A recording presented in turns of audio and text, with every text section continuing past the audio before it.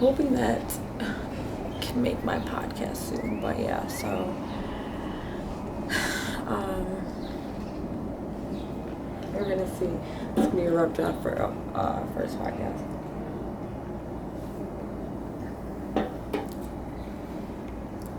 So, my name's Nicole.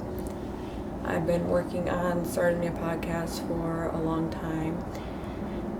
I've been on my healing journey and spiritual journey for the last 3 years.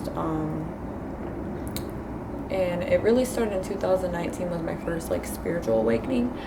But I want to say that I really got deep into it about 3 years ago. We'll be going on 4 soon, but yeah. First in 2019, I became self-aware and started to realize and started to question why I was doing certain things. So I used to treat myself really badly, and I never thought twice about it. I was just really not taking care of myself, just drinking things that were terrible for me, smoking cigarettes, drinking energy drinks, just eating terrible. I didn't think about it, and I was partying a lot. And then I became self-aware, and then I went back to my normal environment, and I fell back into old things. So I grew a little bit, and then I ended up just falling back into what was going on around me. So then I ended up going through a lot more after that. My dad passed away in 2020. I went through a deep depression, and right before my dad died, I crashed my car and flipped it twice. Due to not sleeping, and so then I went through some really rough things when my dad died, with family and other things that really, it was just hard on me mentally, and it was just left with me and my mom learning how to live without him again when he, was our stability, and he took care of everything, not to mention he was my mom's best friend. So it was more of her loss than mine, and I just felt like I was losing myself. So I was going to check myself into the mental hospital, found out that I was 2 weeks pregnant.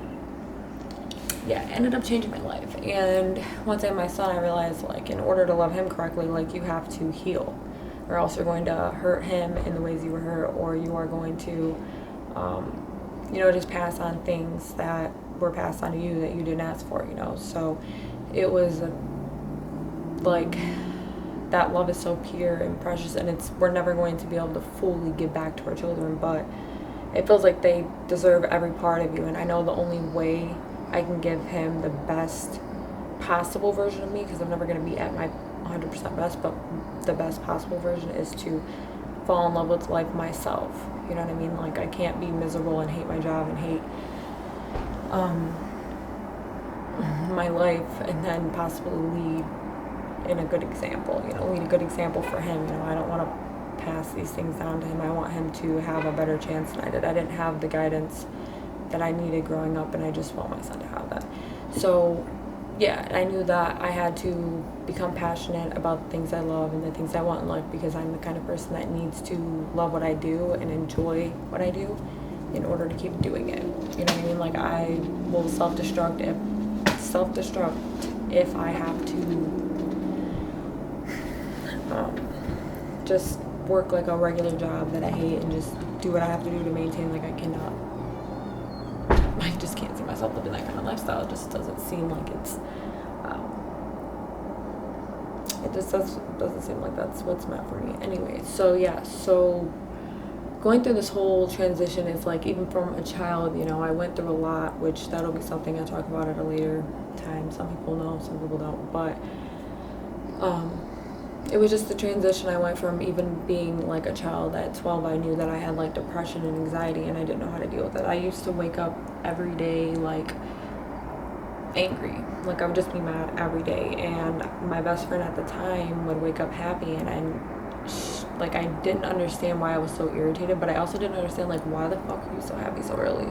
And I get it, some people need an hour, but I would just wake up in a bad mood, and my friend always woke up just so happy, and I didn't understand it, and I hated seeing positive things, positive quotes, and it was if it was that easy, then I would just do it. And I didn't realize how powerful words were, and how, you know, what you say to yourself and how you feel about yourself says a lot, and it affects you a lot in your life. So yeah, I just went down that whole rabbit hole of like just learning how to go from like this pessimistic mindset and never seeing the good in life, never seeing outside of my city, never seeing outside of the struggle, like constantly thinking life always had to be hard and painful, and you know, you could just, you know, I was just in that lack mindset, like always just seeing the glass half empty. And I finally got it to the point where like, yes, I still struggle with the thoughts where I'm like beating myself up, and I know that doesn't help me, but it takes so long after like I was doing those things for like 20 something years. So to reprogram my mind completely and become this whole new person has been a huge transition. But I've came such a long way with how I treat my body, how I treat myself, how I talk to myself, you know, and it saved my life. Like if I didn't find something to be passionate about, something to feed my soul, I wouldn't for so long, the reason that I did struggle with addictions and, you know, just like I would get better and then I would do bad again was because I didn't feel like I had a purpose, and I felt everything so deeply that it just felt like I just wanted to escape everything. And that's all I ever knew, you know, like from a child, all I knew was to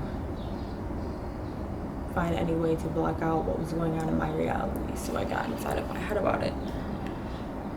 So now it's learning how to transmute that and just like heal it and become better. Like I just want to lead not only my son but my niece, my nephew, and the people I love. Like I want to show them how I saved myself, because I did struggle that. I know what it's like to feel alone. I know what it's like to even play the victim, and it's easy to do that when you're, you know, in that state of mind. But yeah, I'm also here to shed light on mental health and drug addiction, and just how to deal with those things from an outsider's perspective, and from someone who's dealt with it on both ends. I dealt with it growing up, and I dealt with it when I put myself through it, and then, you know, so I know what it feels like to be the person doing it, and I know what it feels like to be dealing with the person doing it. So yeah, I just want to come share my story, and in hopes that it will reach the people that it's meant to, and that